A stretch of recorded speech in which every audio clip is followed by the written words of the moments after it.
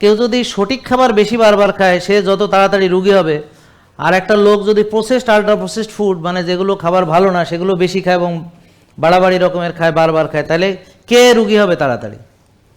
তাহলে যারা রুগী হতে চায় তাদের উচিত হবে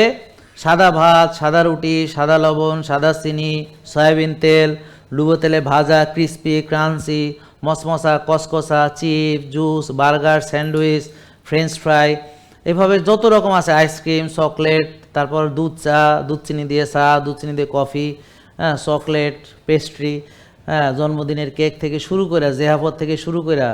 যা আছে ধোঁয়ায় খাইতে হবে,